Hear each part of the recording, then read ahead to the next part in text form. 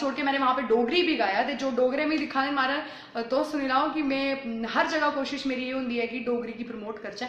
और मैं कैनेडा च भी मेरा एक इंटरव्यू होया हा जो पंजाब कैनेडा पंजाब का इंटरव्यू हा, बड़ा जबरदस्त इंटरव्यू हा। ओहदे च मैं स्पैशली डोगरी गल भी की ते डोगरी गाया भी है, शायद वो यूट्यूब पर भी वीडियो पेदी होनी है। तो ਉਹਦੇ अलावा ही मेरी हमेशा कोशिश होती है डोगरी प्रमोट करने की।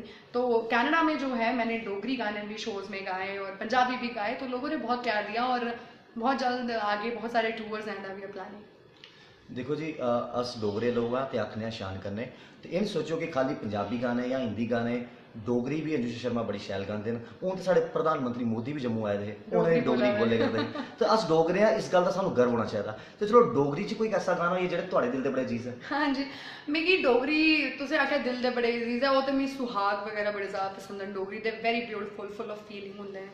और ते ओहदे अलावा जेकर डोगरे जियां तुसें आखना अस आखने आं डोगरे डोगरे शाने कन्नै आखने आं, ते तुसें डोगरी अस सनाने आं मिठड़ी है डोगरे दी बोली, क्योंकि एह्दे थोड़ी साढ़ी डोगरी दी तारीफ होई जंदी ते फ्ही as we raise our shoulders and we say we are डोगरे, मतलब कॉलर खड़े कर लो मतलब इस तरह। बिल्कुल ठीक है।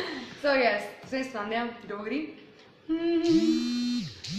ओए होए मिठड़ी है डोगरे दी बोली ते खंड मिठे लोग डोगरे। मिठड़ी है डोगरे दी बोली ते खंड मिठे लोग डोगरे। गल नहीं ओ सार दे ते बोल नहीं ओ हार दे, गल नहीं ओ सार दे ते बोल नहीं ओ हार दे। दिंदे ने जवाब तोली तोली ते खंड मिठे लोग डोगरे।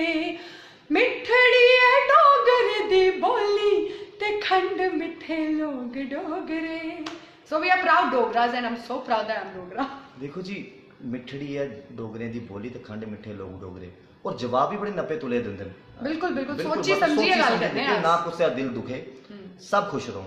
अच्छा अनुषा जी, आने वाले थोड़े प्रोजेक्ट केड़े लाइन अप च न? ते सब तो बड़ी गल है कि जियां तुसें हुण डोगरी गाना गाया, अस आर्टिस्ट लोग जेह्ड़े जम्मू दे मैं दिखे काफ़ी डोगरी प्रमोट कर रहे हैं और करनी भी चाहिए। तो तुम्हें क्या लगता आने वाले प्रोजेक्ट से तुम डोगरी च लिखोगे? बिल्कुल बिल्कुल डोगरी में गाना सोचा है कि डोगरी गाना करना, और जदों भी मैं अपने पेज पर लाइव जानी है मेरी यह गल होंदी है कि डोगरी गाना डेफिनेटली करना है। पर गल वो आई जंदी कि मतलब मोस्टली लोग असें आखदे न, टू एवरी आर्टिस्ट लोग आखदे न कि भाई अस पंजाब च कम्म करा ने आं ते अस डोगरी दा ही गाना की नहीं कड्ढा दे, की नहीं ऐसा होआ दा ना। मतलब this is a genuine question, लोकें गी नहीं पता कि एक्चुअल क्या बात है, तो दे डेफिनेटली आस्क। ते होंदा है कि असें मेरी अपनी बड़ी कोशिश रही है कि मतलब एक होंदा ना कि स्पॉन्सरशिप होंदी है, कोई बंदा मतलब तुसें कोई ऑर्गेनाइजेशन है, कोई गवर्नमेंट ऑर्गेनाइजेशन है तुंदी हेल्प करे। क्योंकि मेरी कोशिश ही कि स्वच्छ भारत मिशन, जियां कि मैं स्वच्छ Bharat mission the brand ambassador हाँ, तो एक मेरी कोशिश ही कि मतलब स्वच्छ भारत उपर एक अस डोगरी गाना करचै। But then there was no support of administration, कोई सपोर्ट नहीं मिलेआ। तो मतलब कि ये होंदा कि साड़ी ये कोशिश होंदी है जियां पंजाब च अस कम्म करने आं ते पंजाब साड़ी कर्म भूमि है, डोगरा साड़ी जन्म भूमि है।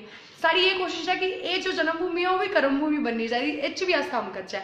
पर वो होंदा कि वो जो सपोर्ट नहीं मिलता। लेकिन जो अगला जो टाइम है, जो मेरा आने वाला टाइम है, चाहे मिगी जियां आखदे अपनी जेबा पैसे लाने पौन, लेकिन मैं डोगरी गाना जरूर करना है, मेरी पूरी कोशिश है, बड़ा मन है।